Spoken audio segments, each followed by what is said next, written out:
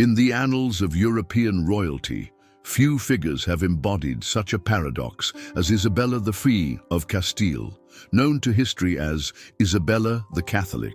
While celebrated for her role in the Spanish Reconquista and the funding of Christopher Columbus's voyages, a darker and more disturbing aspect of her reign has been carefully obscured by centuries of historical romanticism. Behind the glorious facade of the Queen, who united Spain, lay a woman whose pathological aversion to bathing and obsessive religious practices created a breeding ground for disease that would spread throughout her court and beyond, ultimately contributing to some of the most devastating epidemics in Spanish history. Born in 1451 in the town of Madrigal de las Altas Torres, Isabella grew up during a time when personal hygiene was already declining across Europe. But her relationship with cleanliness would prove to be extreme, even by medieval standards. The young princess was raised in a court where religious extremism was becoming increasingly prevalent, and she absorbed teachings that would profoundly shape her attitudes toward the human body and physical cleanliness.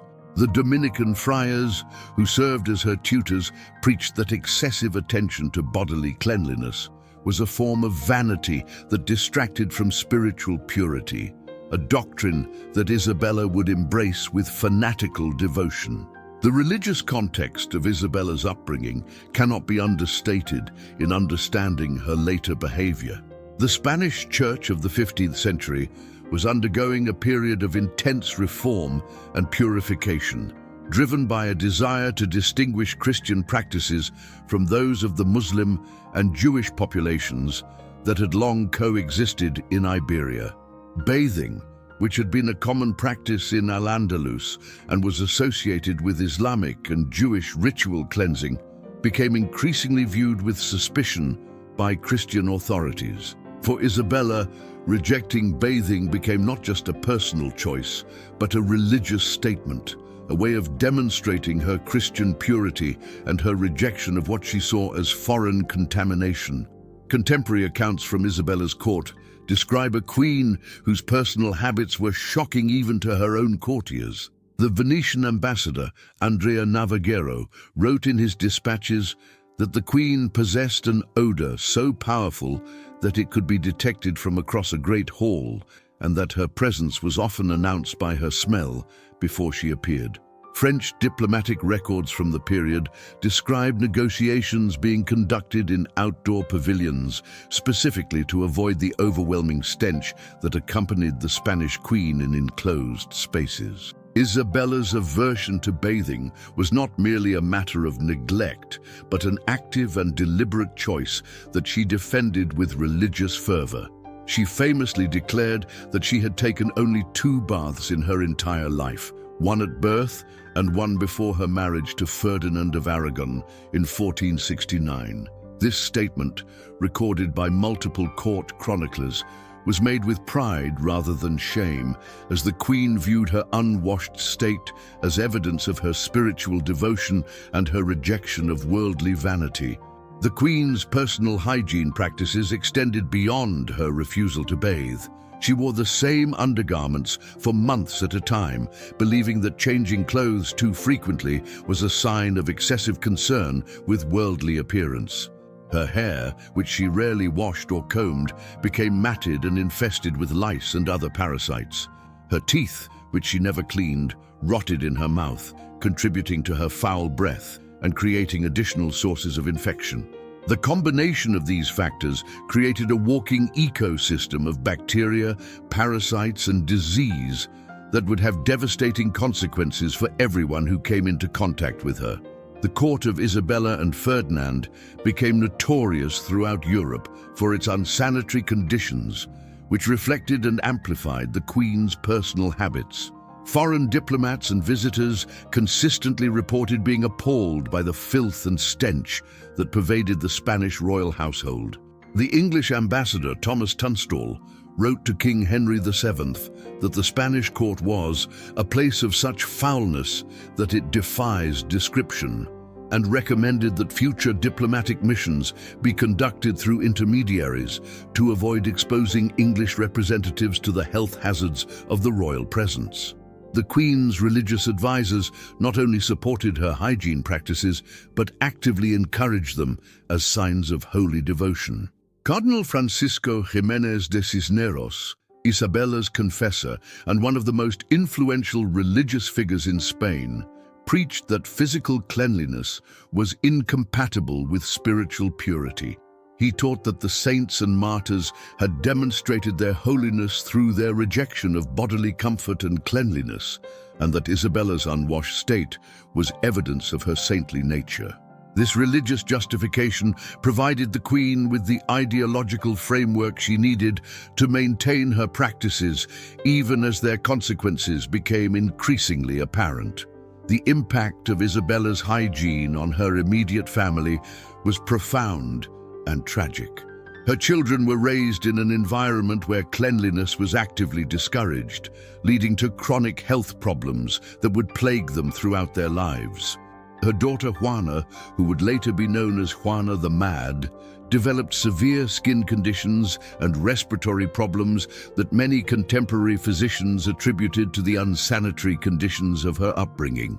Her son Juan, the heir to the throne, suffered from recurring infections and died at the age of 19 from what modern medical experts believe was likely a disease contracted through exposure to the pathogens that thrived in the royal household. The Queen's marriage to Ferdinand of Aragon created particular challenges, as Ferdinand, while not fastidious about cleanliness himself, was reportedly disturbed by his wife's extreme practices. Court records suggest that the royal couple often slept in separate chambers, not for reasons of state or protocol, but because Ferdinand could not tolerate sharing close quarters with his unwashed wife. This arrangement had political implications, as it limited their opportunities for intimate consultation and may have contributed to some of the tensions that arose between Castile and Aragon during their joint reign. Isabella's public appearances became increasingly problematic as her reign progressed and her hygiene deteriorated further. Religious ceremonies, court functions, and diplomatic receptions were often cut short due to the overwhelming stench that accompanied the Queen. The problem became so severe that palace staff began burning large quantities of incense and aromatic herbs whenever the Queen was scheduled to appear in public, creating a perpetual haze of smoke that was intended to mask her odor, but often only succeeded in creating an oppressive and unhealthy atmosphere. The Queen's personal physicians were placed in an impossible position, caught between their medical knowledge and their fear of contradicting the royal will. Dr. Lorenzo Badoz, the court's chief physician, left detailed records of his attempts to address the Queen's health problems without directly challenging her hygiene practices. He prescribed various herbal remedies and dietary changes, but his suggestions for bathing or changing clothes were consistently rejected. Badoz noted in his private journals that the Queen's skin was covered with sores, rashes, and infections that could have been easily treated with basic cleanliness, but that any mention of washing was met with accusations of undermining her religious devotion. The international implications of Isabella's hygiene became apparent during important diplomatic negotiations, particularly those surrounding the marriages of her children to foreign royalty. The French court, which was already skeptical of Spanish power, used reports of Isabella's filthiness as propaganda to undermine Spanish prestige. The Holy Roman Emperor Maximilian I reportedly expressed concerns about the health risks of his family's proposed marriage alliances with the Spanish royal house, fearing that exposure to Spanish court conditions might endanger his relatives. Perhaps most tragically, Isabella's hygiene practices began to spread beyond her immediate circle, as courtiers and nobles, seeking to demonstrate their loyalty and religious devotion, began to emulate their queen's behavior. A culture of deliberate filthiness developed among the Spanish nobility, with cleanliness becoming associated with disloyalty or insufficient religious fervor. This created a cascade effect that would have devastating consequences for public health throughout the Spanish territories. As Isabella's reign progressed, the combination of her personal uncleanliness and the unsanitary conditions she promoted at court began to create the perfect environment for the spread of infectious diseases.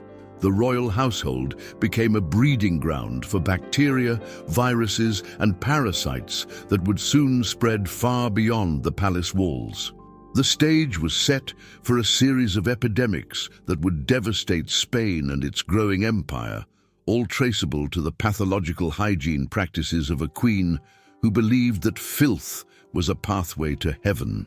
The irony of Isabella's situation was that while she sought to purify Spain of religious and cultural contamination through the Inquisition and the expulsion of Jews and Muslims, she was simultaneously contaminating her kingdom with literal disease through her own body. The queen who claimed to be cleansing Spain of impurity was, in fact, the source of a different and far more deadly form of contamination that would ultimately prove more destructive than any of the threats she claimed to be fighting. By 1485, the Spanish royal court had become what contemporary observers described as a palace of pestilence, where disease flourished in conditions that would have appalled even the most hardened medieval physicians. Queen Isabella's pathological aversion to cleanliness had transformed the seat of Spanish power into a breeding ground for infectious diseases that would soon spread throughout the kingdom and beyond. The consequences of her hygiene practices were no longer confined to her immediate circle, but had begun to create a public health crisis of unprecedented proportions. The physical environment of the royal residences reflected and amplified the Queen's personal practices. The Alcazar of Segovia, one of Isabella's primary residences, became notorious for its overwhelming stench and unsanitary conditions. Venetian merchant Giovanni da Verrazzano, who visited the court in 1486, described chambers where the floors were covered with rushes that had not been changed in months, creating a putrid carpet of rotting vegetation mixed with human and animal waste. The walls themselves had become stained with grime and bodily fluids, creating permanent discoloration that no amount of tapestries could conceal. The Queen's refusal to allow proper cleaning of her personal quarters created conditions that modern microbiologists would recognize as ideal for the cultivation of dangerous pathogens. Her bedchamber, which she occupied for months at a time without allowing servants to change the linens or clean the floors, became what the court physician, Dr. Badoz, described as a laboratory of corruption where the very air seems to breed sickness. The combination of human waste, rotting food scraps, and the Queen's own unwashed body created an ecosystem where bacteria, fungi, and parasites could thrive and multiply. The first major outbreak directly attributable to the court's conditions occurred in the winter of 1485-1486, when a mysterious fever began spreading among the palace staff. The disease, which modern medical historians believe was likely typhus transmitted by the lice that infested the royal household, killed more than 60 servants and courtiers within a matter of weeks. The outbreak was initially attributed to divine punishment for various sins, but Dr. Badoz's private notes reveal his growing suspicion that the disease was connected to the appalling sanitary conditions that the Queen insisted on maintaining.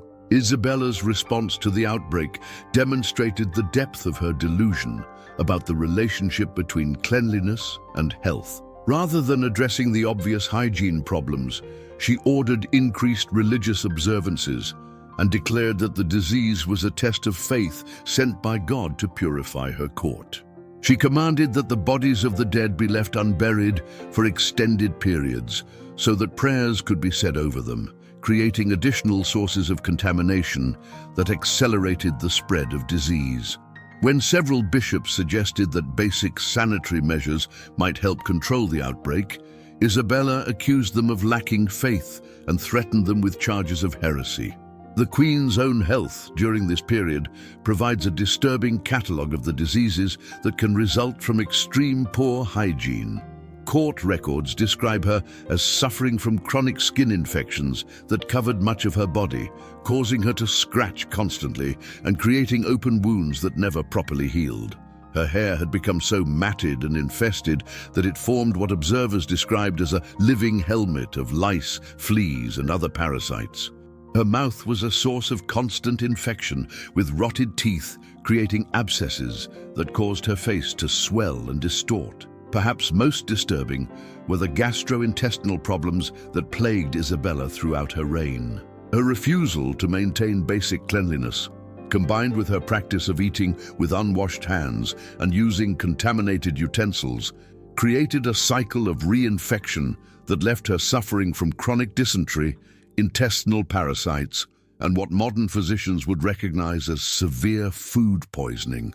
These conditions not only caused her constant discomfort, but also made her a walking source of contamination for everyone around her.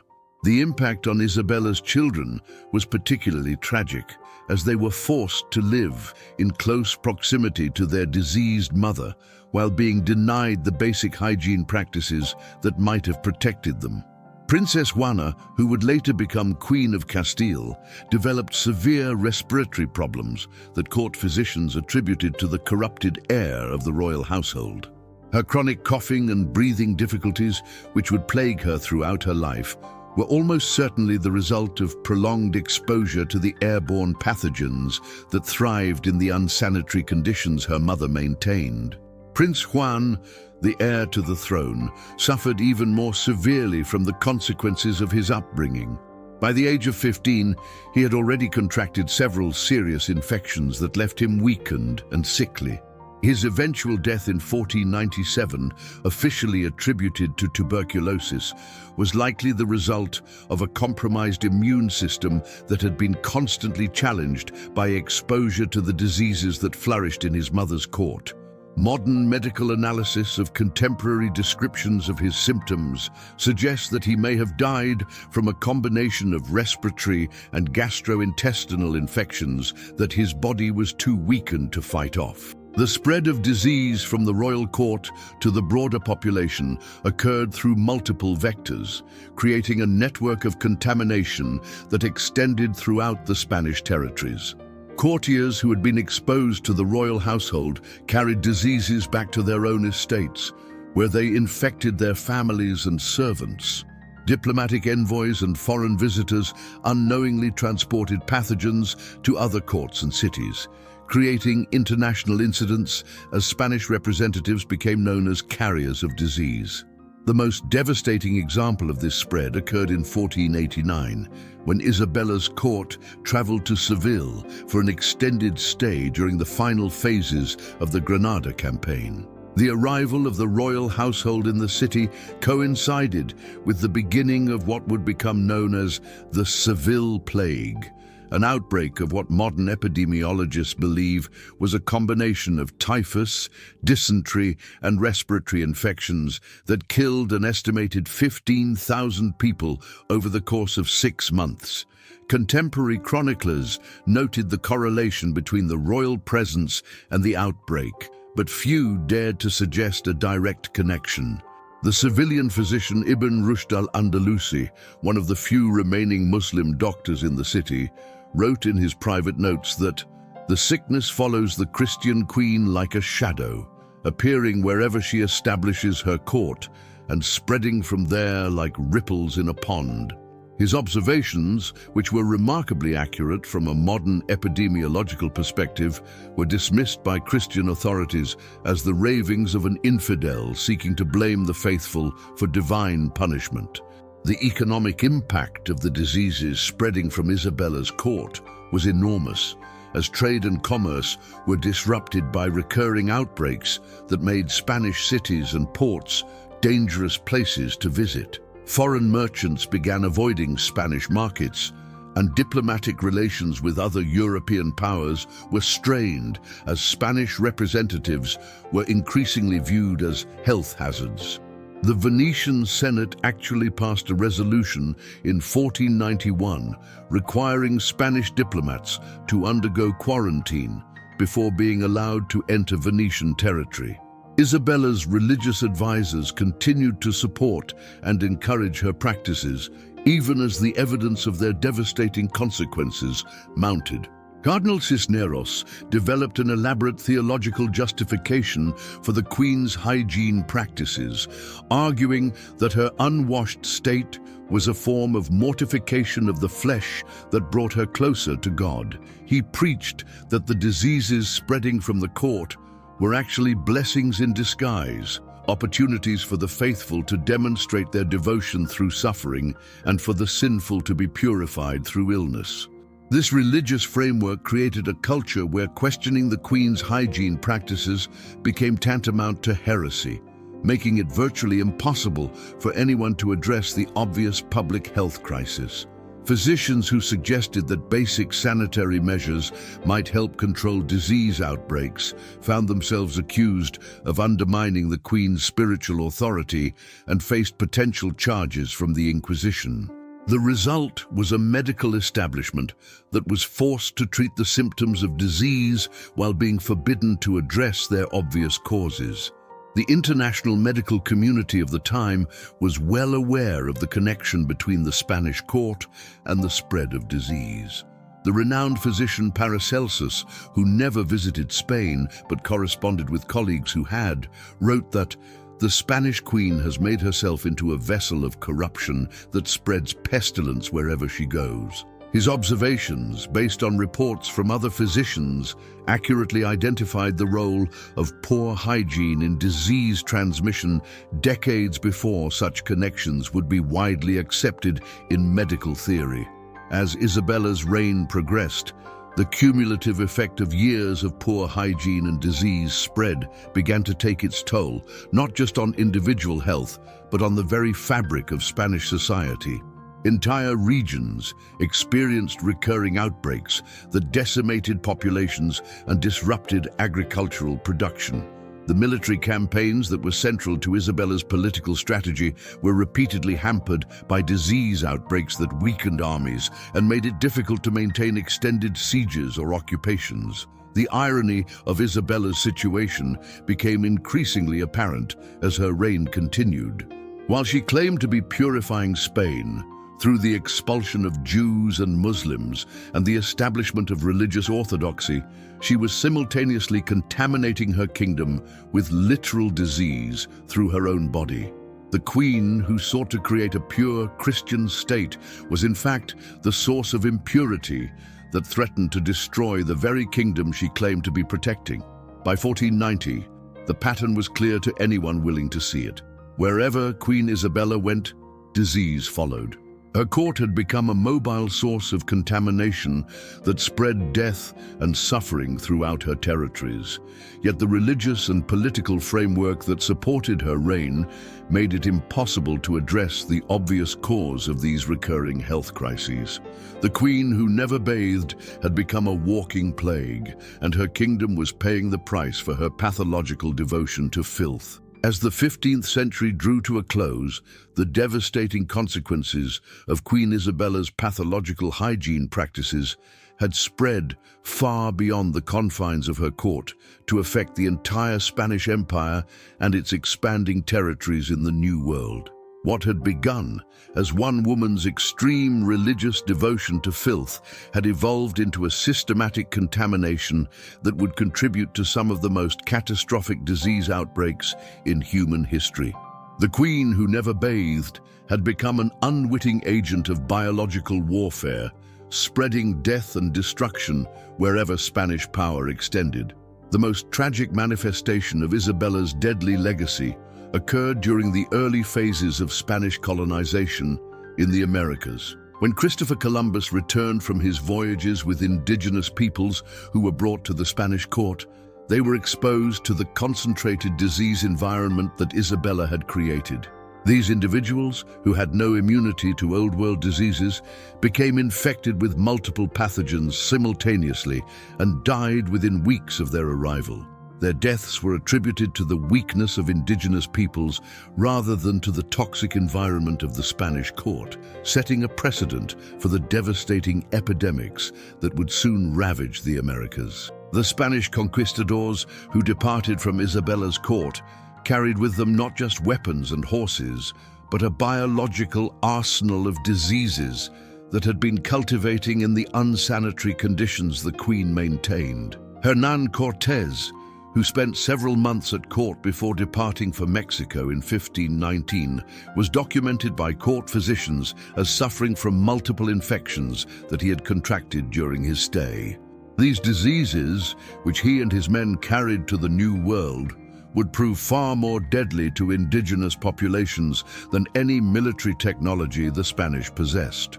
The systematic nature of disease transmission from Isabella's court is evident in the pattern of outbreaks that followed Spanish expansion. Every major Spanish expedition and colonial settlement experienced devastating disease outbreaks within months of establishment, suggesting that the colonizers themselves were the primary vectors of transmission. The diseases that had been endemic in Isabella's court, typhus, dysentery, respiratory infections, and various parasitic diseases, became the invisible weapons that enabled Spanish conquest of vast territories with relatively small military forces. Dr. Bartolomé de las Casas, the Dominican friar who documented Spanish atrocities in the Americas, made explicit connections between the unsanitary conditions of the Spanish court and the disease outbreaks that devastated indigenous populations. In his secret writings, which were not published until centuries after his death, de las Casas described Isabella's court as a fountain of pestilence that has poisoned the New World, and argued that the Queen's hygiene practices constituted a form of biological warfare against indigenous peoples. The economic implications of Isabella's disease legacy were staggering. The repeated outbreaks that followed Spanish expansion disrupted trade networks, decimated labor forces, and made it difficult to establish stable colonial administrations.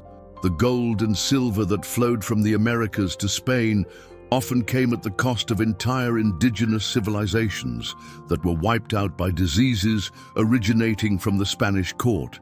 Modern economic historians estimate that the disease outbreaks associated with Spanish colonization reduced indigenous populations in the Americas by as much as 90%, representing one of the largest demographic catastrophes in human history. Isabella's own deteriorating health during her final years provided a horrifying example of the long-term consequences of extreme poor hygiene. By 1500, the Queen's body had become a catalogue of diseases and infections that would have been easily preventable with basic sanitary practices. Court physicians documented chronic skin conditions that covered her entire body, respiratory problems that left her gasping for breath, and gastrointestinal disorders that caused constant pain and suffering. Her appearance had become so disturbing that she was forced to receive visitors from behind screens or veils to avoid shocking them with her diseased condition. The psychological impact of her physical deterioration was equally severe. Isabella, who had once been confident in her divine mission to purify Spain, began to show signs of mental instability as her body failed her.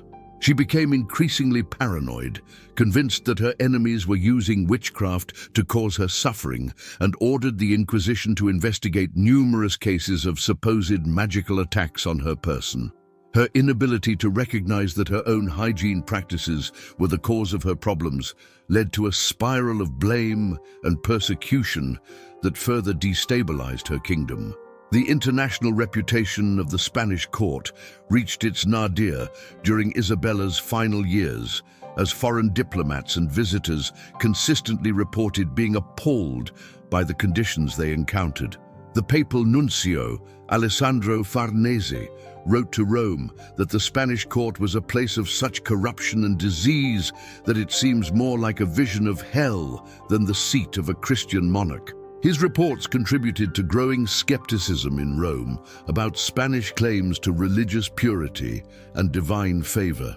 The The succession crisis that followed Isabella's death in 1504 was complicated by the health problems that plagued her surviving children, all of whom had been damaged by their exposure to the diseased environment of their mother's court. Princess Juana, who inherited the throne of Castile, was already showing signs of the mental instability that would earn her the nickname Juana the Mad. Modern medical historians suggest that her psychological problems may have been exacerbated by chronic infections and nutritional deficiencies resulting from her upbringing in the unsanitary conditions her mother maintained. The efforts to conceal the true extent of Isabella's hygiene problems and their consequences became a major preoccupation of Spanish court historians and chroniclers. Official accounts of her reign systematically omitted references to disease outbreaks, hygiene problems, and the international criticism that Spain faced due to the Queen's practices. This historical whitewashing was so successful that the true extent of Isabella's role in spreading disease was not fully understood until modern epidemiological analysis revealed the patterns of transmission that originated from her court. The religious establishment that had supported and encouraged Isabella's extreme practices was forced to confront the devastating consequences of their teachings.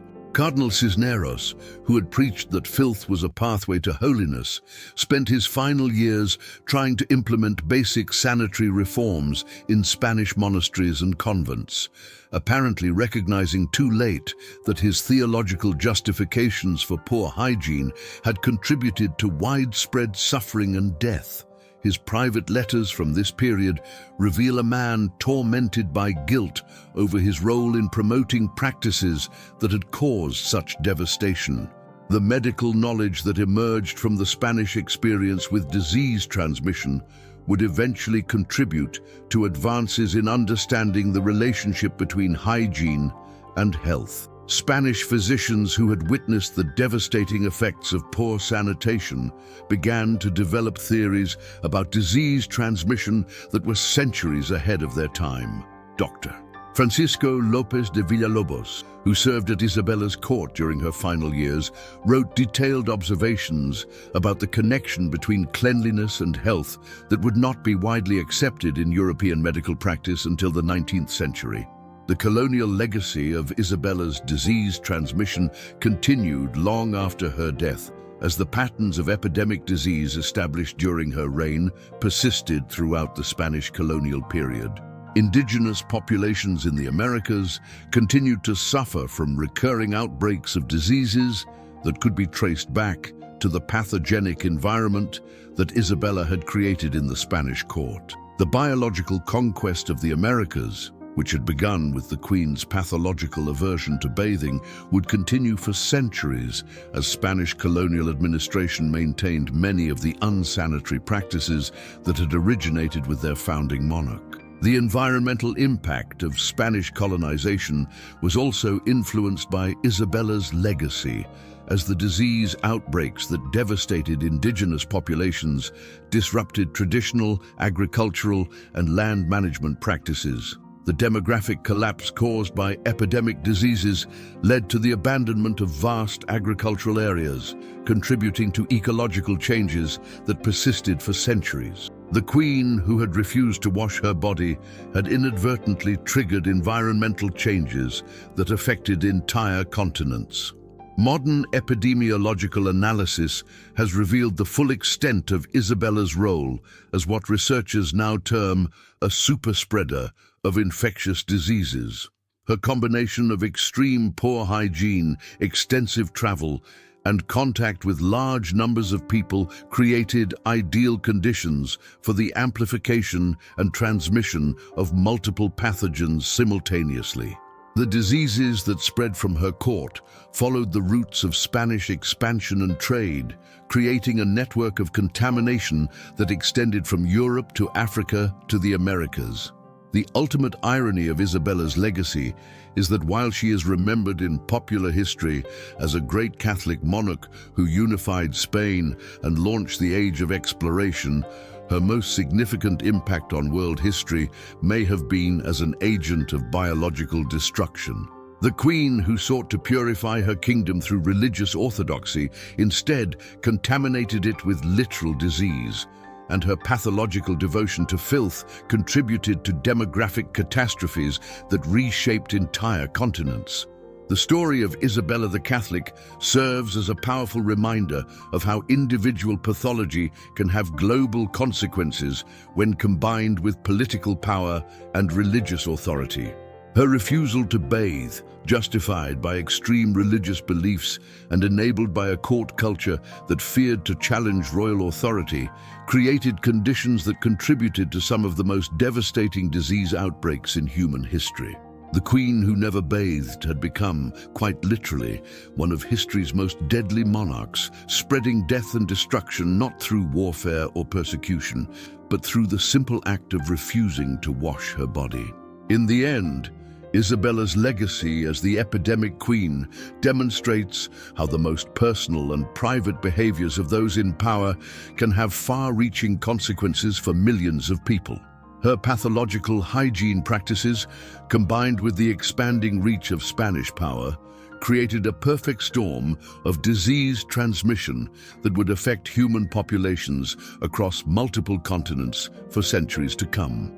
The queen, who believed that filth was a pathway to heaven, had instead created a very earthly hell for countless victims of the diseases she spread.